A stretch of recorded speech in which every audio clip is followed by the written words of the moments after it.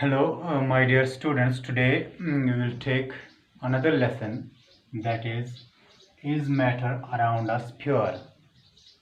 It is another lesson of your science book. Uh, Matter,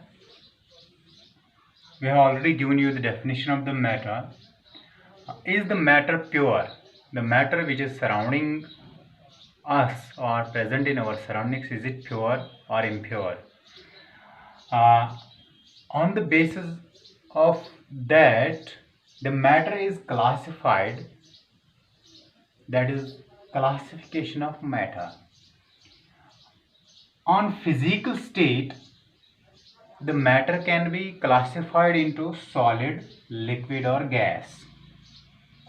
Physical state, physical appearance, it can be solid, liquid or gas.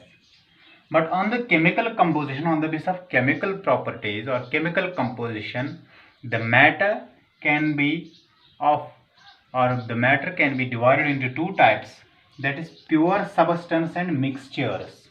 On the basis of chemical composition, matter can be divided into pure substance and mixtures. That is, matter is divided on chemical composition into pure substance and mixtures. The pure substances are again divided into two types, elementous and compounds, and mixtures are again divided into two types, homogeneous mixture and heterogeneous mixture. That means on the basis of chemical properties, it is chemical properties. On the basis of chemical composition, on the basis of chemical composition, matter can be divided into pure substance and mixtures.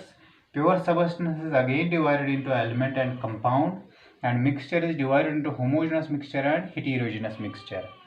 Now if we compare, if we make the difference between the two, mixtures and pure substances, I have made here. What is a pure substance? Pure substance consists of a single type of substance. That means pure means which does not have any type of another substance present in it. That means only one substance constitute the pure substance. They can be separated by physical means. They can't be. That means a pure substance cannot be separated into its constituents, because it is only one type of substance. They have their own definite properties. Any matter which is pure has its own definite properties. These properties do not change, or you can say chemical properties. Now what is a mixture? Mixtures, they are consists of, or mixtures consist of two or more pure substances. When one pure substance is mixed with another pure substance, they become two pure substances and they form the mixture. That means two types of substances constitute the mixture. They can be when two types of substances combine. That is why we can separate them. Can be separated into components by physical means. We can separate these two substances, or we can separate by physical means, different physical means, because they are combined. The two different substances or three different substances are combined to form the mixture. The mixture show the properties of its components. Actually, mixture is formed of many substances, two or three or four substances. The properties or mixtures are actually the properties of their component. They show the property of their components. This was the difference, or you can say comparison between pure substance and mixtures. Now, if there are many examples of element can be oxygen, hydrogen, carbon, many elements. Compounds can be, it is H2CO3. These are compounds, and these mixtures, we have to deal these pure substances in later chapters. In this chapter we have to deal with the mixtures. The mixture can be divided into homogeneous and heterogeneous mixtures. And what are the homogeneous and heterogeneous mixtures? Types of mixtures. Number one is homogeneous mixture. What are the properties of the homogeneous mixture? Number one, it is uniform in composition. Uniform in composition means if we have a glass of water, it is the water, a glass of water, then this glass of water, we add salt to it. We added salt, and this water, or you can say salt, now it became the salty water. This salty water glass, it is the example of homogeneous mixture, salt water glass. The uniform in composition means this water glass has the same composition of water and salt at this level, same composition of water and salt at this level, same composition of water and salt at this level, this level, this level. That means at any level, if you check the composition of water and salt, at every point you can have the same composition, you can have the same proportion of water and salt. It is not possible that on the top of the water glass the salt mixed with the water is less, and at bottom the salt mixed with the water is more. No, but all the water glass has a uniform composition, uniform proportion of salt. That is known as uniform in composition. Next is if we add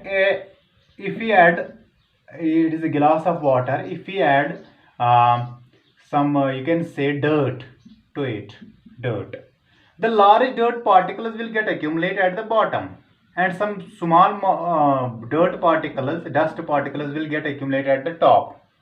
That is, it is not uniform composition, because a lot of dirt particles, they are settled at the bottom. Some small dirt particles, they are suspended in the water. It is not uniform composition.